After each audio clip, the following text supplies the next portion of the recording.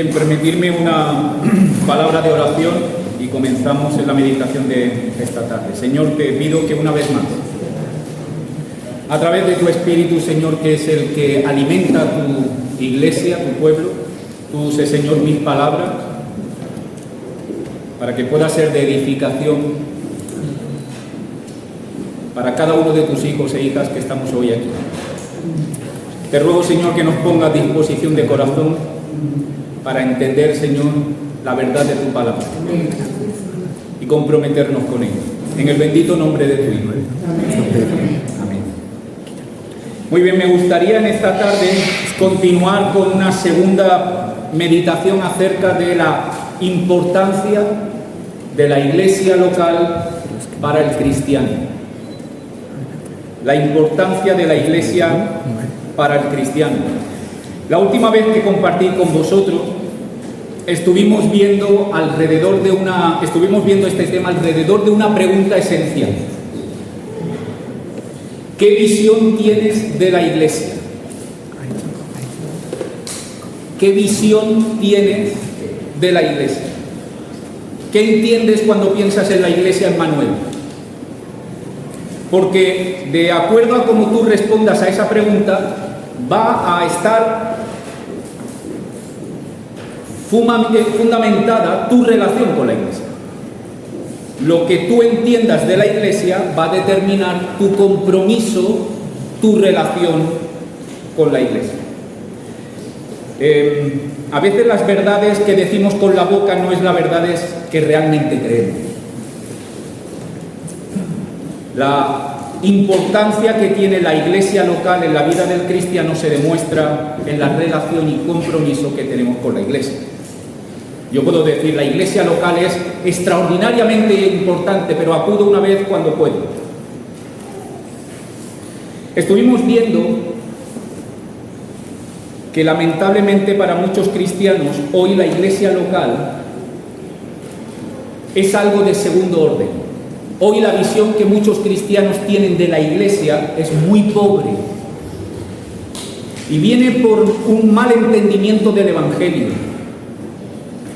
Hemos reducido el Evangelio a una verdad que es verdad, pero es solamente una dimensión del Evangelio, y es la dimensión individual de que Dios me perdona mis pecados por su gracia, a mí como hijo de Dios. Y lo fundamental del Evangelio, por lo tanto, ha quedado estrechado en Dios y yo. Y cuando la visión del Evangelio es tan estrecha, la iglesia no la acabamos de comprender. Hombre, no decimos que la iglesia no sirve para nada, pero es como un apéndice. ¿Sabéis cómo estos alumnos nunca me ha pasado a mí, que han aprobado una asignatura y se vuelven a presentar para subir nota? Pues la iglesia es para subir nota, pero lo fundamental es, hermanos, yo creo que eso no tiene que ver con el Evangelio de la Biblia. El Evangelio de la Biblia, por supuesto, va a hablar del individuo, porque el Evangelio, como estuvimos viendo, se presenta y se tiene que aceptar por el individuo. Nadie acepta a Jesucristo por una votación. Quiero decir que si hay una votación y la mayoría decimos que somos cristianos, no todos nos convertimos en cristianos.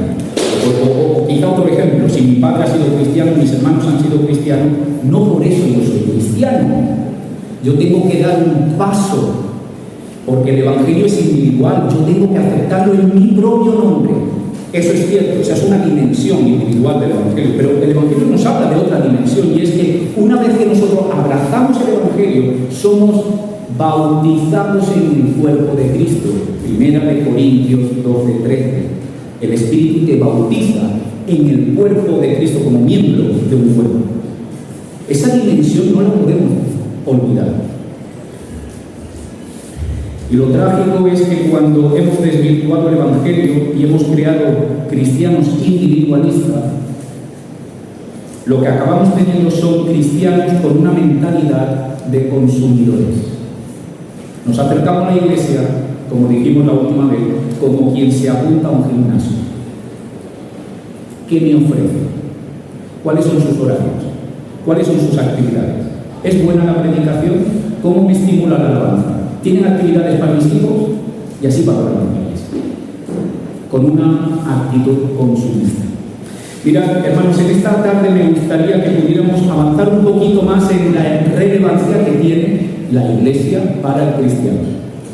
Con otra pregunta fundamental. Si la pregunta de la última vez era ¿qué visión tenemos de la Iglesia? La pregunta que en esta tarde me gustaría poner sobre la mesa, que pudiéramos considerar en esta tarde, es esta. ¿Cómo valoras la Iglesia, hermano? ¿Cómo valoras la Iglesia? Esta es la pregunta central de toda la meditación de esta tarde. ¿Cómo valoras tú y yo la Iglesia? Ahora, fíjate que la pregunta no es cuánto valoras la Iglesia, no es si la valoras mucho o poco, sino cómo, bajo qué criterios, cuál es el baremo para darle tú el valor que tiene la Iglesia. ¿Cuál es la regla? ¿Cuál es el baremo con el que vas a medir? ¿Cómo le das un valor a la Iglesia? Y me gustaría comenzar señalando que la Biblia, a mi parecer, enseña que en este tema de cómo valoramos la Iglesia partimos con un problema muy común. Y es que tu manera de valorar la Iglesia y mi manera de valorar la Iglesia es ciega, incapaces. Acompañadme al libro de Apocalipsis, al capítulo 3 del libro de Apocalipsis. Mirad, en el libro de Apocalipsis tenemos dos capítulos, capítulos 2 y 3, en el que tenemos algo extraordinario. Jesús, como bien sabéis, capítulos 2 y 3 de Apocalipsis, hace algo extraordinario. Envía una carta con la valoración que Jesús hace de 7 iglesias locales. En la última es la carta a la iglesia de Laodicea que se encuentra en el capítulo 3 a partir del verso 14. No vamos a hacer un estudio de todo el pasaje, es un pasaje extraordinario, tiene para mucho que decir. Me gustaría ver algunos temas simplemente. Pero vamos a situarlo. ¿Por qué cojo la iglesia de Laodicea? Pues porque creo que es una iglesia que hasta cierto punto nos representa muy bien. En este sentido. Mira, la iglesia de Laodicea, o la ciudad de Laodicea donde estaba esta iglesia local, era una ciudad conocida por su poderío económico.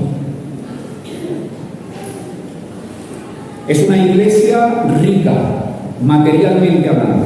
Es una iglesia que tenía un comercio muy fuerte, que tenía ese estatus que tienen las ciudades donde se mueve dinero, ¿sabéis? Así era la iglesia. ¿Y por qué digo que tiene que ver mucho con nosotros? Porque nosotros, y yo sé que hay hermanos que están pasando dificultades económicas, pero nosotros, como iglesia en España, somos iglesia de la parte rica del mundo. Nosotros todos vivimos en la parte acomodada materialmente. Creo que ahí hay algo de conexión con nosotros. Ahora, fijaros lo que va a decir Jesús. Verso 14 del capítulo 3. Escribe al ángel de la iglesia en Laodicea: he aquí el amén, el testigo fiel y verdadero, el principio de la creación de Dios, dice esto. Aquí va a comenzar su valoración. Yo conozco tus obras. Y nos detenemos ahí. Nos vamos a parar ahí. Jesús va a hacer una valoración de la iglesia. Pero antes de hacerlo, quiere que entendamos que es que Él conoce nuestras obras. Pero además de eso, si os fijáis, ha detenido a decir en el versículo 14 que Él es el amén. ¿Qué quiere decir? Porque Jesús habla de sí mismo como el amén. Está estableciendo que su opinión no es una opinión más. Amén significa así es, o así sea. Es el que va a dar la valoración final, la verdadera, la eterna, la que vale. entre otras muchas opiniones, percepciones de cómo es la iglesia de la Odisea, Él va a traer el amén. Así va a ser. Y esto es lo primero que quiere destacar Jesús. El que va a hacer la valoración es el que tiene el juicio final. Por eso es el amén. Además, va a hablar de su integridad. Él es el testigo fiel. Es decir, su valoración no va a ser adulterada, no va a ser sobornada, no se le va a engañar. Él va a ser leal y fiel y verdadero, conforme a la realidad. Este es el que va a valorar. Y por último, dice esta frase tan curiosa, el principio de la creación de Dios. Yo no sé si conocéis algo de la teología de los testigos de Jehová, pero este versículo lo utilizan los testigos de Jehová para decir que Jesús fue creado, porque dice el principio de la creación. Pero cuando uno entiende lo que está diciendo Juan a través del Espíritu Santo en Apocalipsis, uno entiende que la idea aquí no es que Jesús está diciendo yo fui el primer creado. Él está diciendo que Él es el amén, no es una opinión más entre otras, Él es fiel y verdadero y es el que principia toda la creación. Él es la fuente primera, origen de todo lo creado. Fijaros, si me acompañáis muy rápidamente al Evangelio de Juan, que es el mismo autor, y nos vamos al famoso capítulo 1 y versos del 1 al 3, dice, hablando de Jesús, en el principio era el Verbo, y el Verbo era con Dios, y el Verbo era Dios. Este, Jesús, era en el principio. No dice llegó a ser, no dice fue, dice era. Si Jesús era en el principio, es que Jesús no tiene principio, porque en el principio Él ya era. Pero además el verso 3 lo va a rematar. Todas las cosas por Él fueron hechas. Esto es lo que quiere el principio de la creación. Él es el origen, el que principia todas las cosas, por Él fueron creadas, o fueron hechas, dice el verso 3, y ahora nos lo va a decir, para enfatizarlo en forma negativa. Y sin Él, nada de lo que ha sido hecho fue hecho. Todo fue hecho por Él, sin Él, nada. Porque Él es la fuente y el origen. Por cierto, el tiempo también es creación de Dios. Y aquí dice que todo fue creado por Dios, porque luego Jesús es el creador del tiempo. Él está fuera del principio. En definitiva, ¿qué nos quiere decir el principio de la creación en Apocalipsis 3? Que Él es el dueño. 3 características, fijaros muy rápido, no me quiero entretener demasiado, pero Él ha querido establecer desde el primer versículo a la hora de valorar la iglesia, que es nuestra pregunta, que Él tiene la capacidad, es el amén, Él tiene la integridad, es fiel y verdadero, y Él tiene el derecho porque Él es el dueño. Y con estos antecedentes ahora nos va a dar la valoración de la iglesia. ¿Y cuál es la valoración de esta iglesia rica en lo material? Pues Jesús la va a determinar con una palabra: tibia. No eres ni frío ni caliente, eres tibio. Y una advertencia seria: te vomitaré de mi boca si sigues siendo tibio.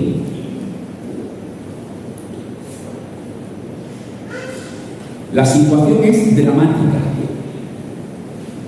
Te vomitaré de mi boca. No es que te voy a dar 2 cachetes en el fútbol. Te voy a vomitar de mi boca. Ahora, ¿cómo ha llegado esta iglesia a esta situación tan drástica, tan dramática? Y aquí es donde yo quisiera que pudiéramos prestar atención, y es el verso 17 que dice, ahora fijaros, este que es el amén, el testigo fiel y verdadero, el principio de la creación, que tiene la capacidad, que tiene la integridad y que tiene el derecho, conoce cómo nosotros valoramos la iglesia.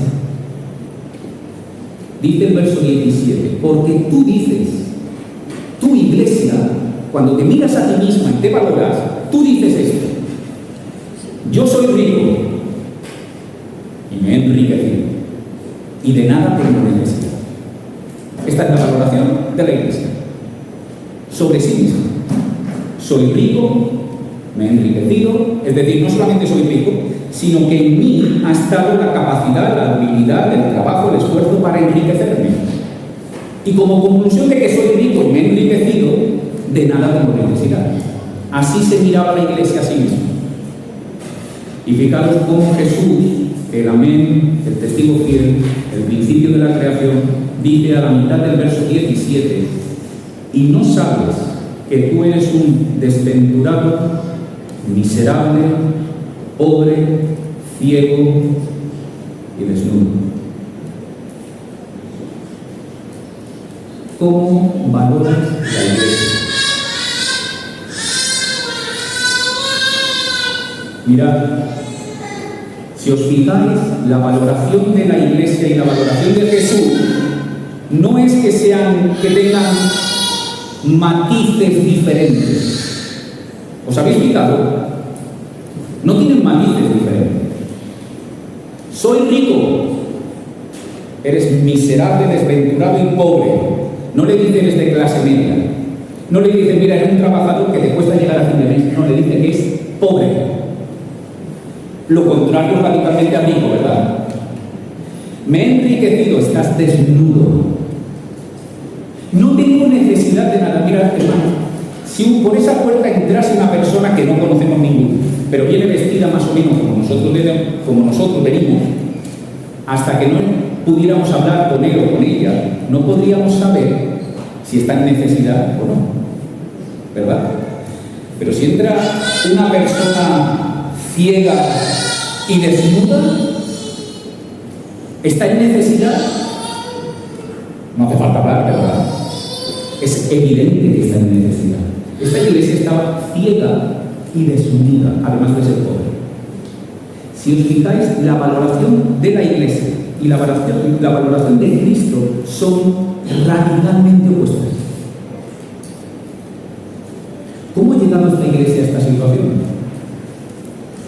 Porque no sabía valorar lo que es la iglesia. Porque su valoración nada tiene que ver con la valoración del que es el dueño, la valoración del que cuenta. ¿Habéis visto estos programas de personas que encuentran algo en el desván y van a un tasador? Y dice, yo creo que esto es un mueble que me dio mi abuela, ¿te parece si me da 50 euros? Y el tasador, que es el que vale, dice, esto vale 1.500 euros. Este es el que cuenta. Cristo es el tasador de la iglesia. Él es el que valora la iglesia. El problema es que esta iglesia era ciega. Ahora fijaros en el verso 18, porque aquí es donde yo quisiera detenernos por un momento, porque Jesús no solo dice la autoridad que tiene para traer la valoración de la iglesia, 14, no solamente dice cómo han llegado a esta situación lamentable en el verso 17, sino en el verso 18 nos va a decir la solución. Hay esperanza. El verso 18 dice, por tanto, yo te aconsejo que de mí compres oro refinado en fuego, para que seas rico. Alguien podría decir, hombre, si está pobre, desnudo y ciego, ¿cómo va a comprar oro? Esto lo responderá Isaías 55, que dirá, venid a mí los que estáis con hambre y con sed, comprad sin precio, sin dinero. Dios es un Dios, este Jesús que ha hecho esta valoración está dispuesto a dar oro para hacernos ricos. Dice, y vestiduras blancas para vestirte, y que no se descubra la vergüenza de tu desnudez.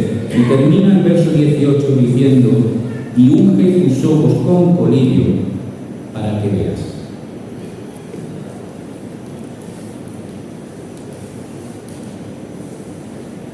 Fijaros que Jesús va a decir, te aconsejo que de mí compres, no de la Odisea, no de la farmacia, que compres el colirio de la farmacia, sino que compres de él.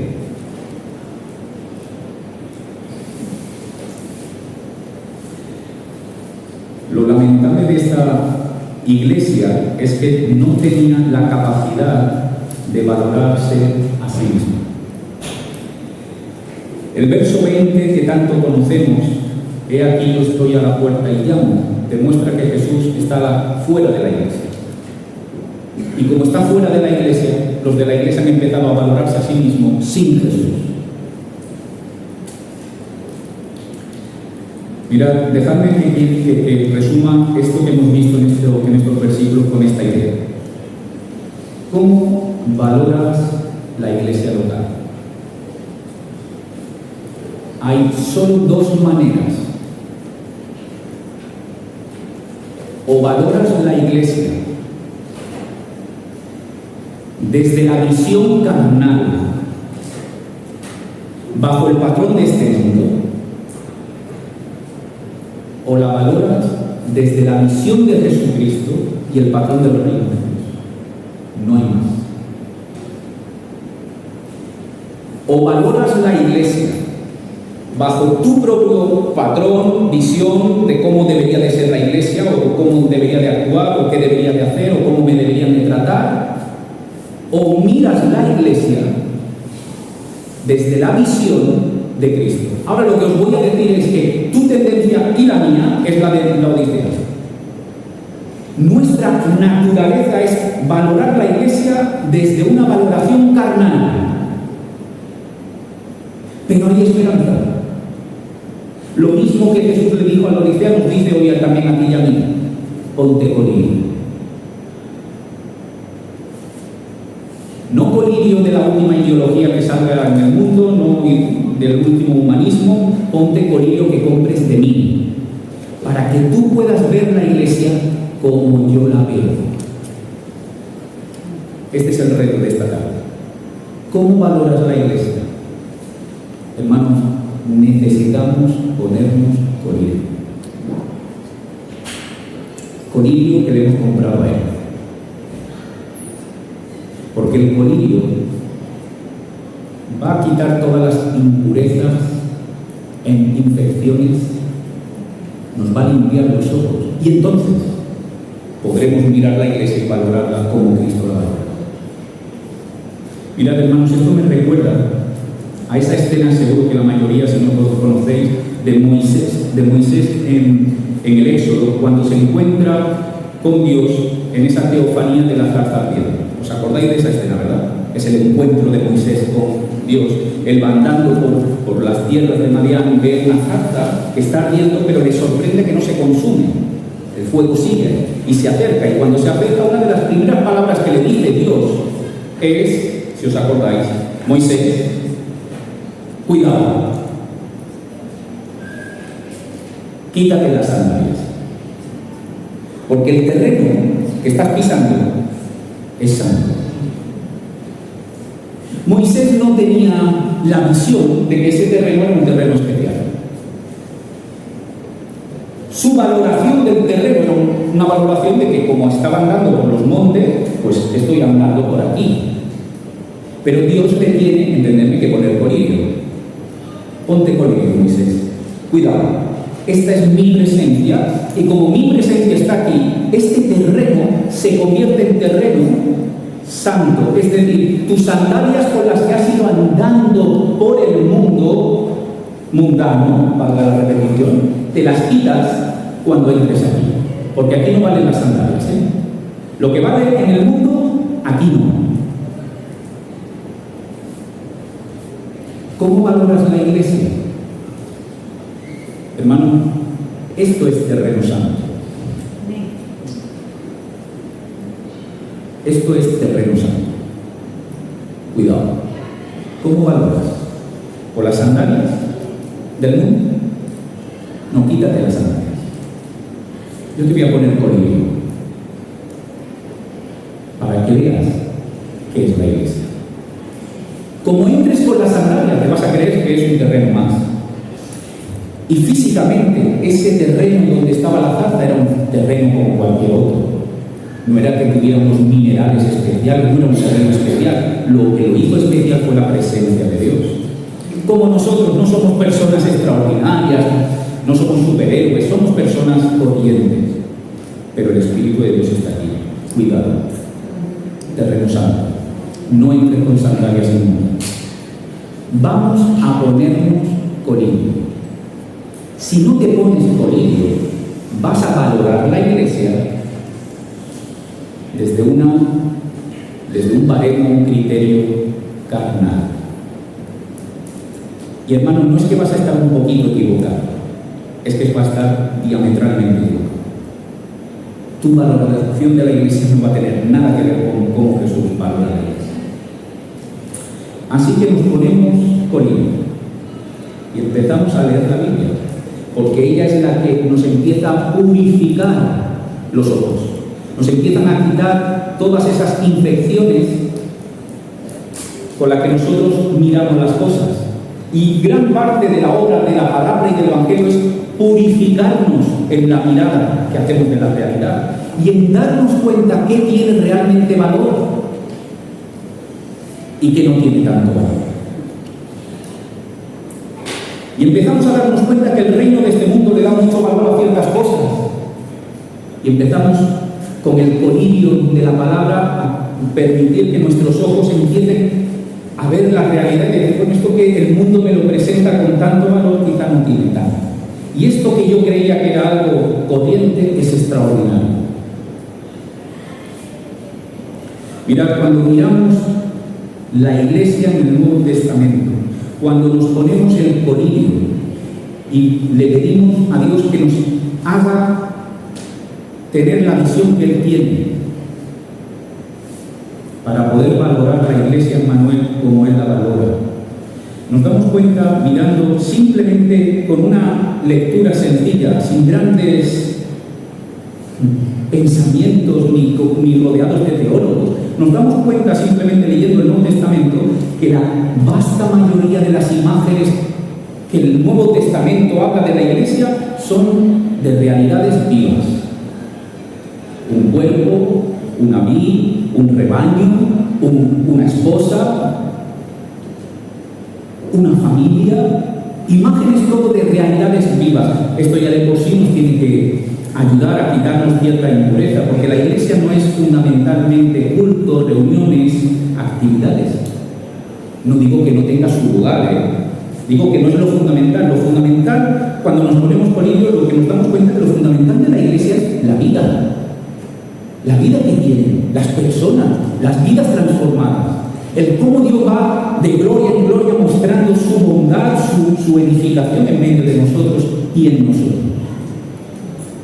Pero no solo eso, cuando miramos un poquito el Nuevo Testamento, insisto, no hace falta ir a grandes teólogos y grandes estudios, descubrimos que hay una extraordinaria unión entre Cristo y la Iglesia. Extraordinaria unión. Tan extraordinaria que tú no puedes separar a Cristo de la Iglesia. Como no puedes separar una cabeza de un cuerpo. Dejadme que vuelva un momentito a algo que no he dicho antes. He dicho que la iglesia es una realidad viva. Pedro habla de la iglesia como un edificio. Un edificio no es vivo, ¿no? Pedro dirá, y nosotros somos piedras vivas en ese edificio. Aún cuando utiliza la imagen de un edificio, aún tiene que hablar de piedras vivas. Vuelvo a la idea de la intimidad. Cuando miramos la iglesia en el Nuevo Testamento, cuando permitimos que el colirio haga su efecto, nos empezamos a dar cuenta que hay una intimidad extraordinaria entre Cristo y la iglesia. Mirad, una unión orgánica, inseparable.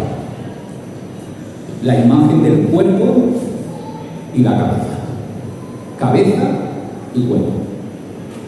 ¿Lo queréis más íntimo? ¿Lo queréis más íntimo? Para mostrarnos la intimidad que Jesús tiene con la iglesia, nos hablará de que la iglesia es la esposa de Jesús. De nuevo, una intimidad, porque los que conocemos algo de la Biblia sabemos que el pacto matrimonial ya no serán dos, sino serán una sola carne. Pero además está marcando que el pacto, la fidelidad de Dios es por la eternidad. Escuchad una cosa. Una de las palabras que se suele decir en una boda es que son unidos hasta que la muerte os separe.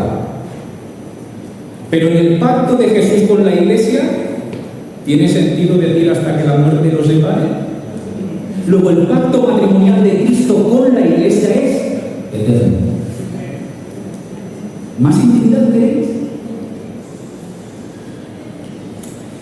No solo es una realidad viva, no solo es una intimidad extraordinaria, además tiene un precio extraordinario. Dice Hechos, si me acompañáis brevemente al libro de Hechos, capítulo 20, y aquí tenemos a Pablo que se está despidiendo de las iglesias en Asia. Hechos 20, solamente un detalle, pero creo que es importante. En el libro de Hechos, capítulo 20, Pablo reúne a los ancianos de la iglesia en Asia porque él se va a ir y él entiende que ya no los va a volver a ver. Así que está haciendo un discurso para animarlos y para darles ciertas instrucciones, y dice en el verso 28 del capítulo 20: por tanto, mirad por vosotros y por todo el rebaño en que el Espíritu Santo os ha puesto por obispo. Mirad por vosotros, mirad por vuestra tarea, para apacentar la iglesia del Señor, la cual Él ganó por su propia sangre.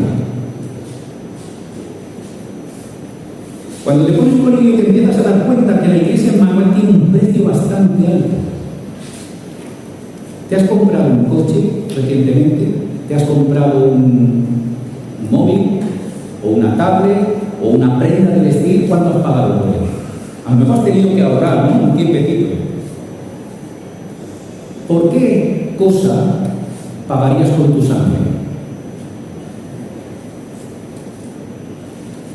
A lo mejor te encanta, no lo sé, el Real Madrid. Y dices, quiero ver la final de la Copa de Europa. Es que yo soy un fan. ¿Cuánto estarías dispuesto a pagar? ¿Pagarías con tu sangre, es decir, con tu vida? ¿Pagarías con tu sangre por el coche más alucinante que te puedas imaginar? ¿Por la experiencia? ¿Por las vacaciones? ¿Por qué pagarías con tu sangre? Quizá por un hijo, ¿no? Quizá por tu mujer, por las cosas que tienen un valor extraordinario.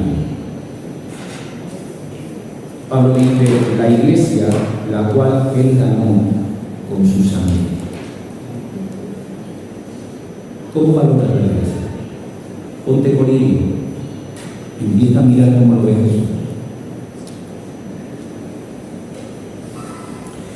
Mira, si te pones por ello y simplemente hemos tocado algún tema, no hemos entrado en profundidades, rápidamente ves la extraordinaria intimidad que Jesús tiene por la iglesia. Ves la extraordinario valor que Jesús le da a la iglesia.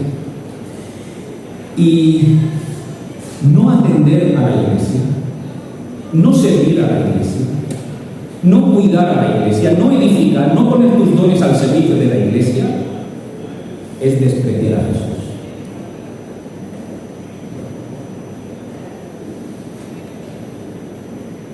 Porque es decirle que lo que él aprecia tú no lo aprecias.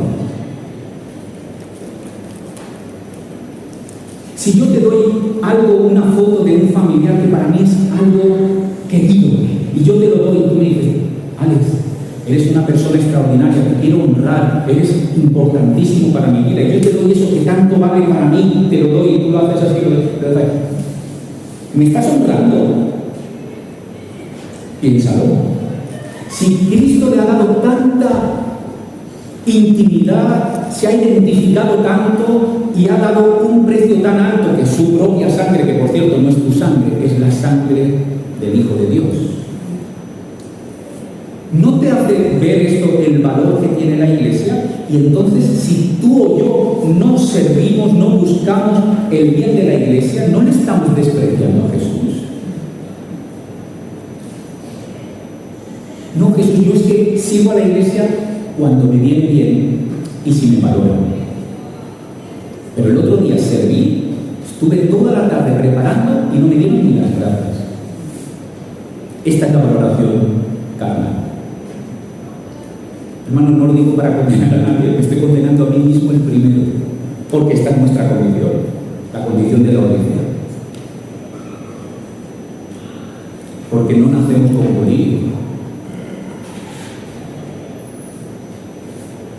En otras palabras, si aceptar a Jesús, si tú quieres abrazar a Jesús el Evangelio, pero no quieres participar en el cuidado, la edificación, el bien de la Iglesia, en realidad no solo estás menospreciando a Jesús, te estás rechazando a Jesús. Lo voy a decir de esta forma: estás rechazando al Jesús Señor. Quizá quieres abrazar al Jesús Salvador, el que me salva, el que me perdona, el que me muestra gracia, pero el Jesús Señor, no.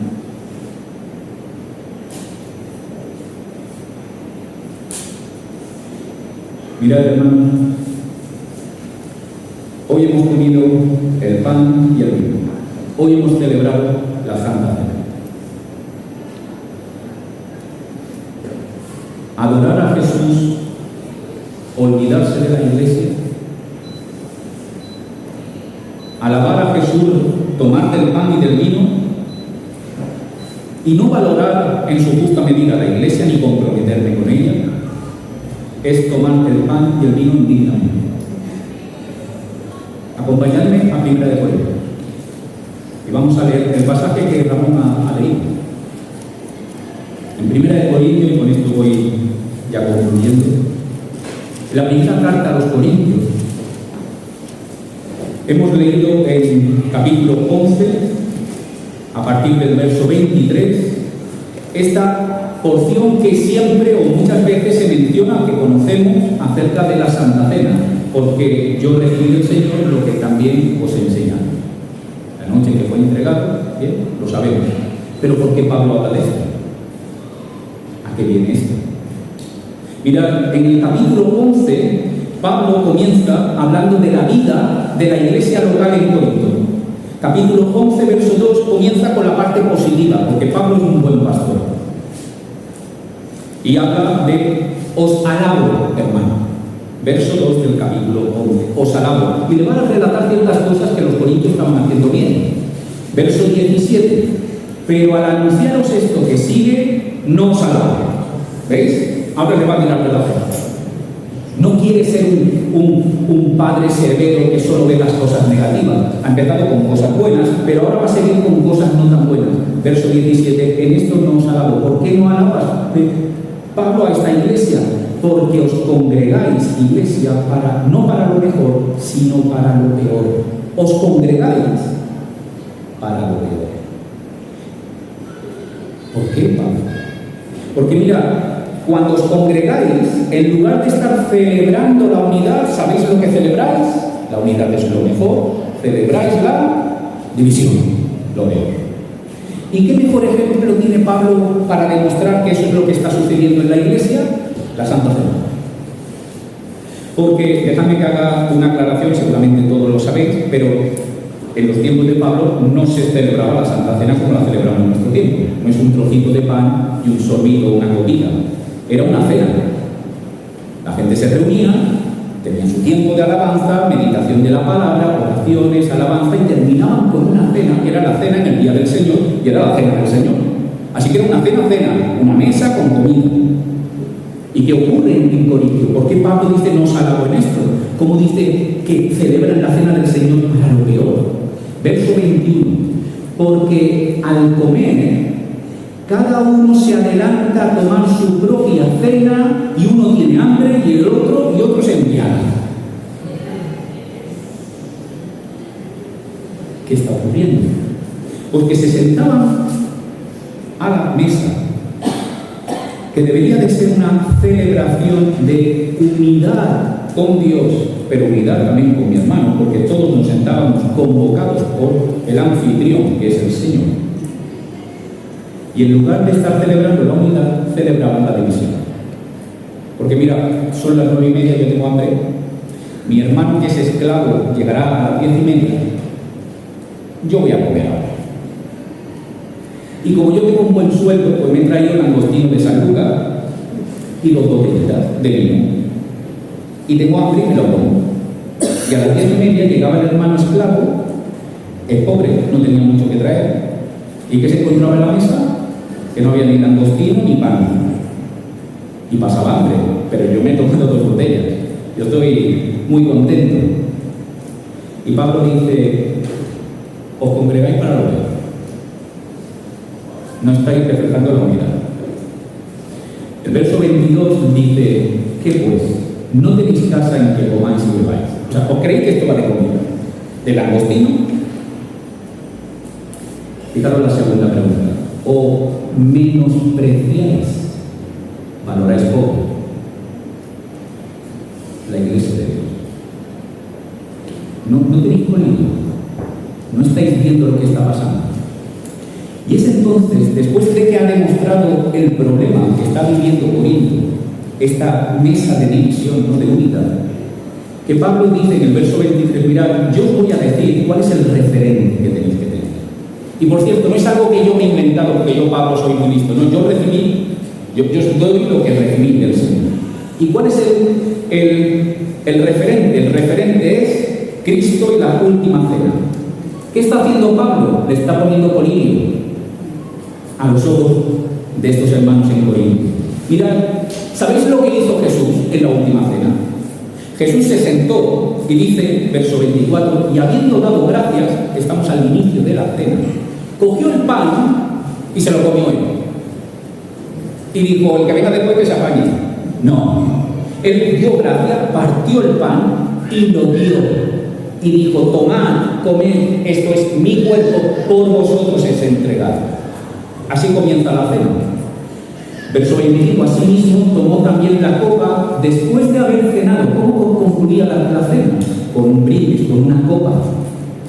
Y Jesús toma la copa y dice, este es mi pacto, mi sangre, mi pacto por vosotros. ¿Habéis entendido, iglesia de Corintio? ¿No habéis visto el modelo? ¿Os estáis echando colillos? ¿Estáis viendo cómo la mesa tiene que representar, no que tú te comas los langostinos, sino que tú le sirvas al otro? Y en este contexto, después de que ha destacado el problema, versículo 17 al 22, y ha puesto el referente, el modelo, versículo 23 a 26, la cena del Señor, a partir del verso 27, Pablo va a hacer una seria advertencia que Ramón también voy a mencionar. Cuidado, como Moisés, cuidado. Esto es terreno santo, Esto es terreno santo. Mirad. Verso 28 y 29. Por tanto, pruébese cada uno a sí mismo y coma así del pan y beba de la copa. Porque el que come el pan y bebe indignamente, juicio come y bebe para sí. Mirad, hermano, comer y beber es hacer nuestro. Es una manera gráfica de firmar un contrato. Cuando yo tomo el pan y tomo del vino, lo que le estoy diciendo al Señor es, sí, yo me sumo a tu proyecto, lo hago mío, me lo como, es mi firma. Y Pablo dice, pero ten cuidado, porque de la misma manera que Moisés pudo seguir andando con las sandalias en el terreno sagrado, ¿qué hubiera pasado si Moisés sigue andando y no se quita las sandalias? La presencia de Dios era para traerle liberación. ¿Qué hubiera acabado siendo? Juicio y muerte. Es lo que dice Pablo. Si tú estás comiendo del pan y del vino, le estás diciendo, sí, Señor, pero lo comes, dice el verso 29, indignamente. Ahora, hermano, ¿qué quiere decir esto de indignamente? Mirad, yo creo que sí puede referirse a una autoconciencia de pecado propio que a veces hacemos. Pero según todo el contexto del capítulo 11, tomar el pan y el vino indignamente es fundamentalmente tomar el pan y el vino sin comprometerte con la iglesia.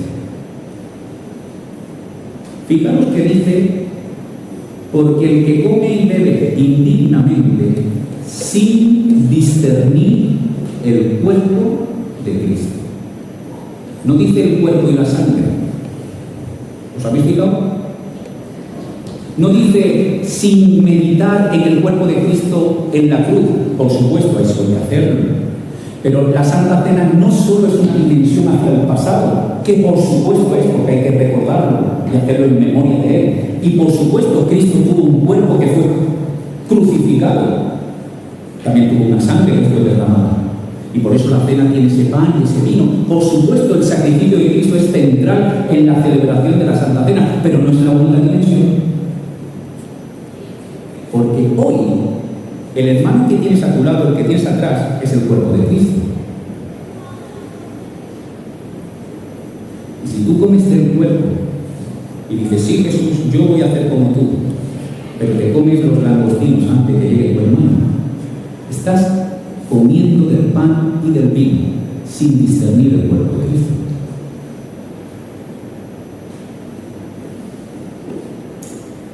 Es una advertencia muy seria.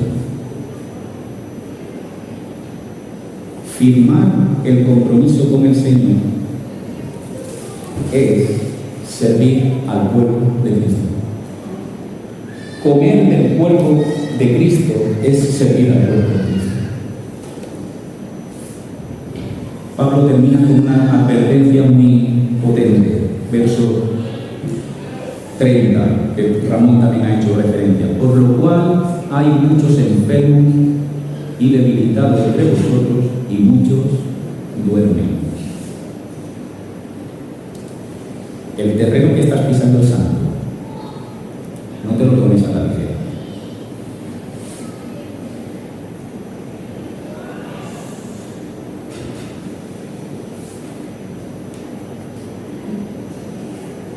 Hermanos, creo que toda la enseñanza bíblica, simplemente en la superficie, acerca de la Iglesia, demuestra lo extraordinario, el extraordinario valor que tiene la Iglesia para el cristiano.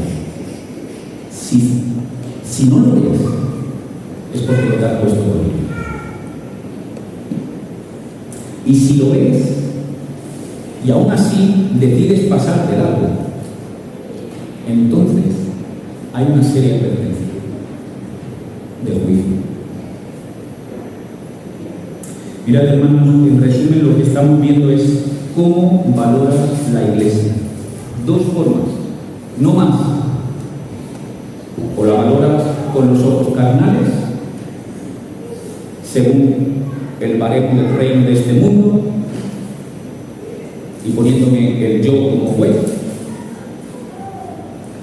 O te pones colillo, te tienes que poner colillo, porque todos nacemos con la visión torcida. Permites que el colillo poco a poco vaya quitándote las infecciones. Y no mires simplemente a la Iglesia Emmanuel como un grupo de personas que son majos, son interesantes. Bueno, no, que veas que esto es terreno santo, esto es otra cosa. Esto no es como la reunión de vecinos. Esto es otra cosa. Y veas la intimidad y el valor que tiene la Iglesia para ti y para Cristo.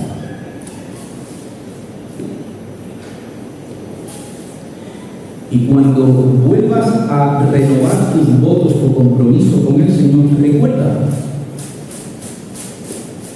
que al comer del pan y a tomar del vino, le estás diciendo al Señor, yo quiero seguir tus pisadas.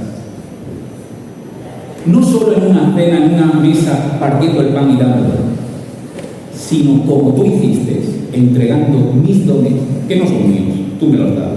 Mi tiempo, que no es mío, tú me lo has dado. Mi dinero, que no es mío, tú me lo has dado, para el beneficio de la Iglesia. Termino con las palabras de Jesús a Pedro. Pedro, ¿me amas? ¿Me amas a mí, Pedro? Apacienta mis ovejas. La relación es clara. Pedro, ¿tú me amas a mí? Señor, tú sabes que te quiero. Bien, si tú me amas a mí o me quieres, como humano, apacienta lo que es mío. ¿Tú me amas? Apacienta. ¿Tú me amas? apacienta. Jesús no cambia la regla. Señor, te damos gracias en esta tarde por tu palabra y por el reto que ella trae para nuestro corazón. Señor, siempre buscamos la fe común, la fe desde el sofá, la fe que no me compromete, la fe que me permite estar a 3-4 metros del compromiso. Pero gracias, Señor, porque tu palabra es un reflejo claro de que contigo eso no vale. Señor, queremos reconocer la grandeza y alabarte en plenitud de todos tus atributos. Queremos reconocer que tú eres el Señor y queremos sujetarnos a tu soberanía. Y sabemos, Señor, que tú nos llamas a mostrar el amor que te tenemos a ti, sirviendo a tu esposa. Gracias, Señor, porque no has puesto atajos. Gracias, Señor, porque tú no eres una religiosidad de postín. Tú eres un Dios real. Y sabes, Señor, que en la medida en que servimos, tus beneficios también brotan en nosotros. Gracias por tu palabra, en el bendito nombre de